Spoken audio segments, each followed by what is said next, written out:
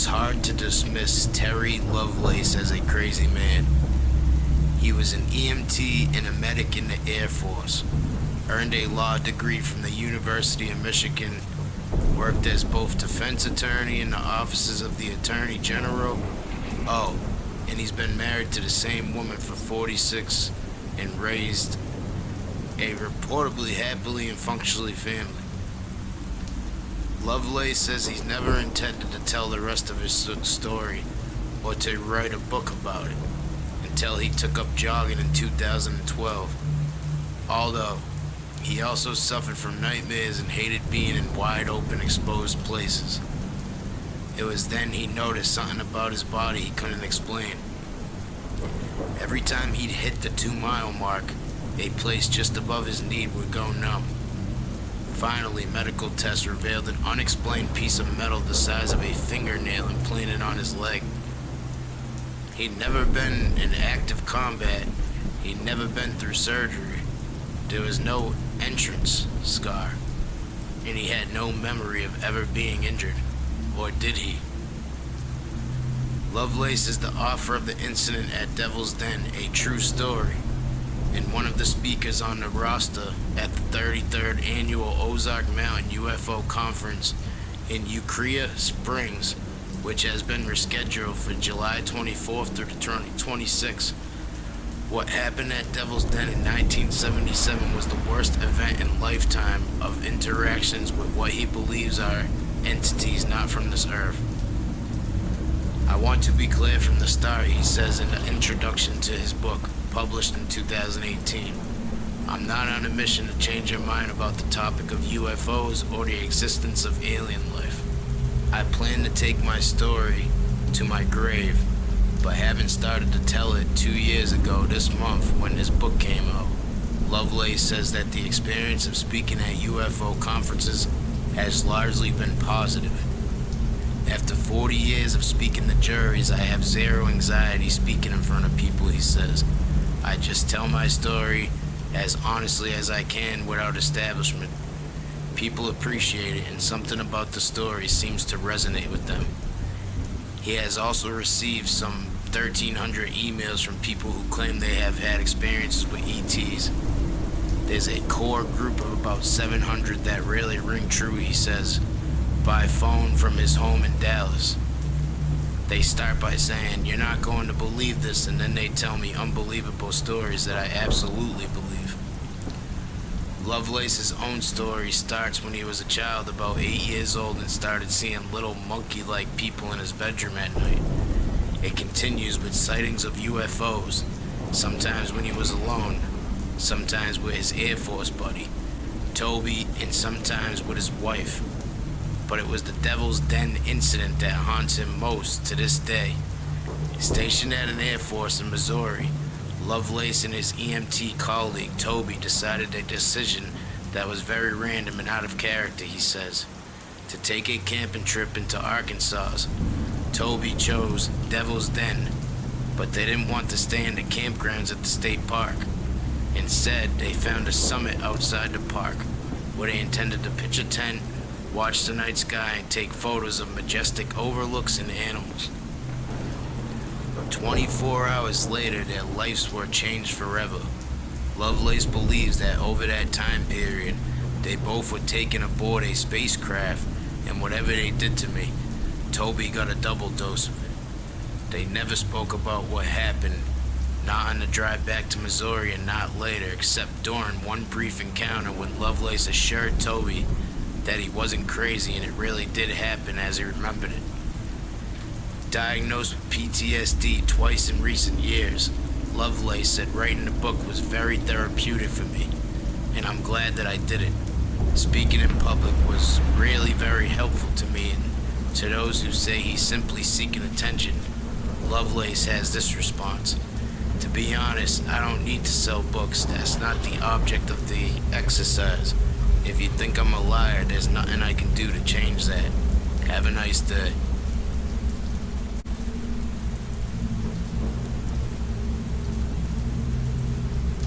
Speaking via telephone from a motel room in Missouri on Wednesday, August 31st, 2016.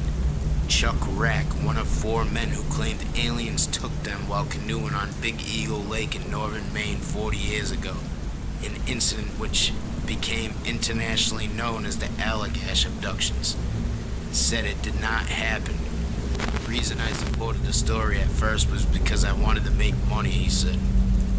Rack, along with Charlie Faults and twin brothers Jack and Jim Weiner, all students at the Massachusetts College of Art and Design, embarked on a vacation canoeing the Allagash Wilderness Waterway during the summer of 1976.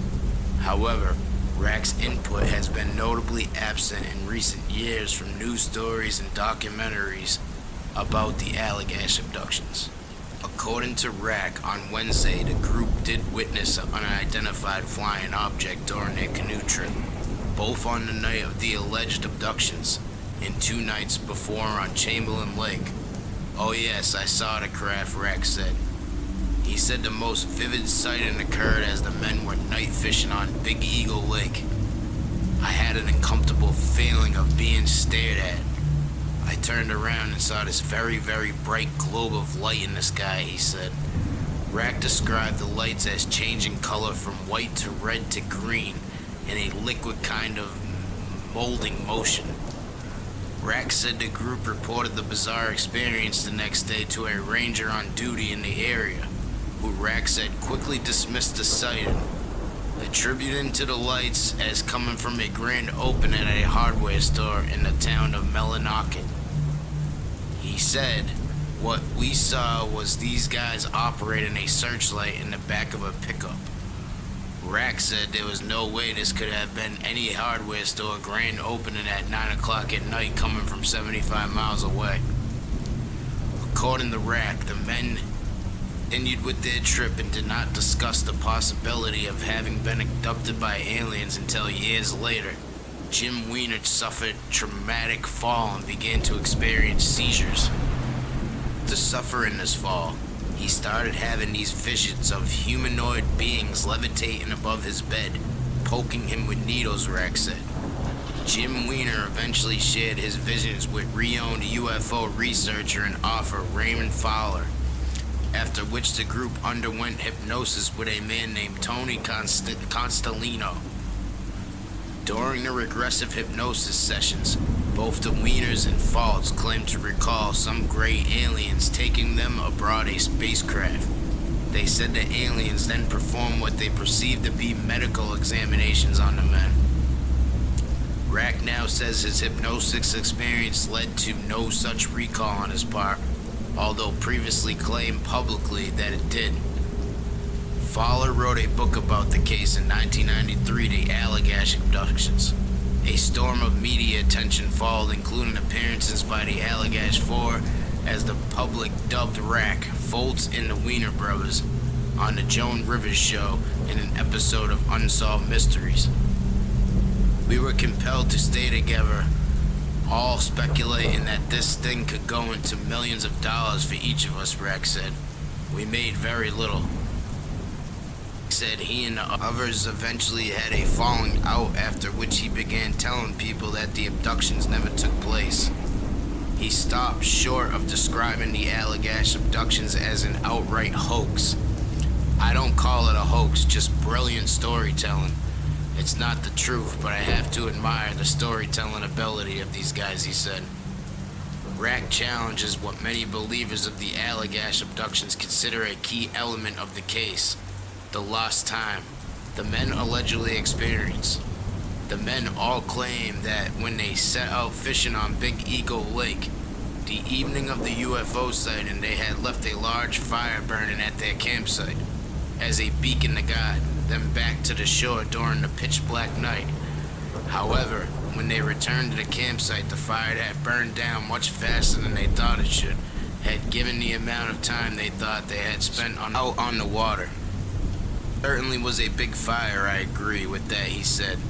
"Those logs were maybe 3 inches. Some of them could have been almost 3.5 inches. That's the biggest they could have been, and most of them were smaller. And as such, in that condition, those pieces of wood would have burned off very quickly." Faults in a telephone conversation from the Massachusetts home on Thursday, September 1st, claimed differently. Some of the wood we put on there was about the diameter of my leg, Fultz said. I would say at least a good 10 inches in diameter easily. Rack also said during the August 31st interview that he and other members of the group had used recreational drugs on the night of the alleged abduction. I remember Jack brought some Afghan temple ball with him to share with the rest of us. He said, yeah, we were definitely stoned when we went out on the lake just before we got that sighting. According to Rack, he felt conflicted when others asked him whether the group had been under the influence of drugs or alcohol on the night of the encounters. I remember being on the Jones River show. Joan was asking, were you guys drinking or taking drugs? Fortunately, I was sitting furthest away from her. Jim Weiner was right next to her, and he had to field that question and lie, and I didn't have to lie. Fultz denies any drug use among the Allagash Four during the outing. No, he said Thursday, we bought an 8-pack of beer in Millinocket when we bought all of our supplies for the canoe trip. We each had one beer at Tello's Landing the very first night, and we each had one beer at Fort Kent the last day of our canoe trip, he said. We carried those 8 bottles in, and we carried those 8 bottles back out. Fultz described Rack as a man with a violent temper who has been banned from some UFO conventions. We definitely steered clear of him because the guy is a loose cannon and mental disaster area, Fultz said of Rack. Jim Weiner also dismisses Rack's new claims. I personally believe that Mr. Rack's self-rationalizations and disparaging accusations are simply the rantings of an angry and resentful individual on whom his former friends have turned their backs, he wrote in a September 5th email. Fowler initially agreed to be interviewed for this story, but later sent an email indicating that he would not take part if Chuck Rack did. Fowler wrote on August 29th, Chuck Rack did not have very detailed recall of the abduction under hypnosis. He is the type of person who needs to be in control, and he was not happy not being able to have detailed recall of the abduction portion of the incident. Several years after the investigation, he claimed that no one was abducted. Jim Weiner relayed on an incident which he claims took place shortly after the Joan Rivers interview, during which he says Rack tried to convince the men of a new way to capitalize on the case. Charlie Fultz and I were visiting Jack and his wife Mary at their home in Vermont one morning. Mr. Rack arrived at their house and declared he had a plan to make $1 million on the Allagash case. His proposal was that all 4 of us refute the professional handling of the case by Raymond Fowler, Tony Castellino, and MUFON, Mutual UFO Network, thereby creating controversy, which was in Mr. Rack's mind exactly what the media and the public crave and pay for, Jim Weiner wrote. In response to his proposal, Jack, Charlie, and All I voiced our disgust with his ethics in his proposal and announced our anonymous decision to have no further interaction with him regarding future allegation progress. Unfortunately, we later forgave his inverted indirection and appeared together on a couple of TV projects and UFO conferences. But it was glaringly clear to Jack, Charlie, and I that Mr. Rack's behavior was becoming increasingly pathologic. Both Jack Weiner and Ray Fowler said they completely agreed with Jim Weiner's statement regarding the Rack's behavior. Rack did not dispute Weiner's description of the events following the alleged abductions and claims it freed him to finally share the truth about that evening in 1976. When I was kicked out of the group, I felt a release. I was at liberty to tell the truth, he said. I don't have any sterling character to preserve. Fultz and the Weiner brothers stand by the abduction story. Jack, Charlie, and I, after all these years, are still in agreement with the Eagle Lake event. We 3 remember it. We also accept the results of the hypnotic regression sessions and subsequent polygraph tests as supportive of an abduction scenario, Jim Weiner wrote. Fultz shared his reasoning for why those living on other planets might want to visit Earth and abduct humans. because we are the apex or the top of the chain as far as we think of the intelligent life on our planet. Go out to the wilds of Africa and dark animals and study them, he said. We do it so we can learn more about them and how we impact their world and just what their purpose in our world is. I would presume terrestrial life forms have similar interests, Rex said. He does not dispute that alien abductions are possible. I'm completely open-minded about it, and just that I don't think it happened in our case, he said.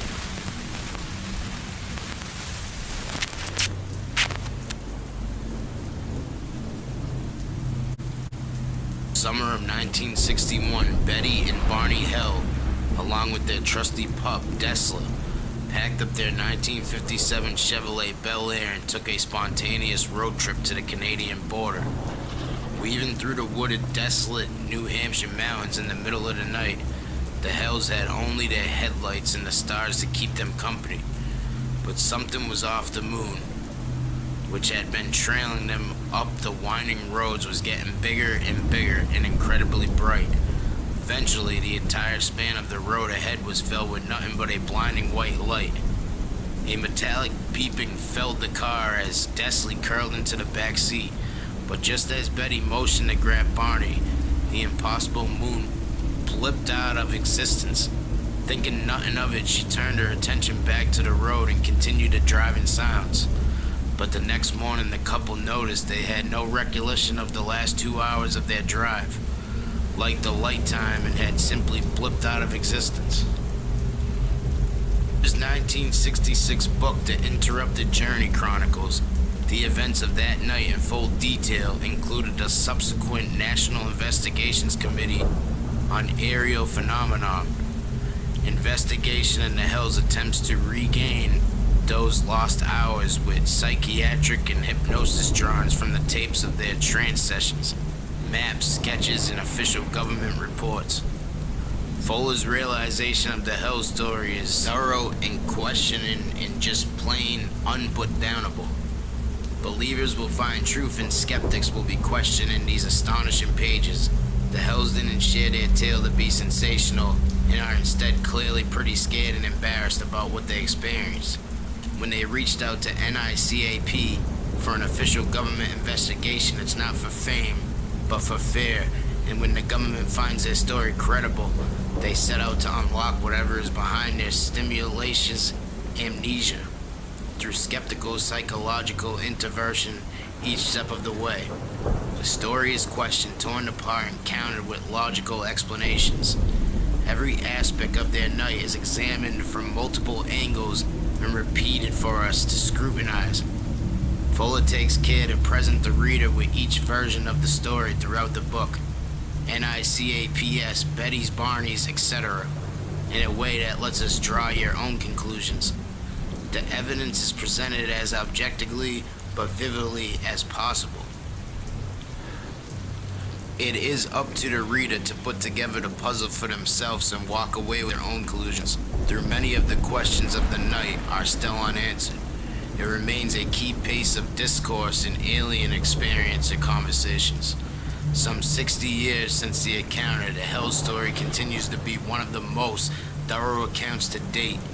This story and countless others like it have horrified, intrigued, and inspired people to think beyond the solar system. This book is required reading for anyone with an opinion on alien life. It makes the perfect primer for Jordan Peele's new film. Stay scared.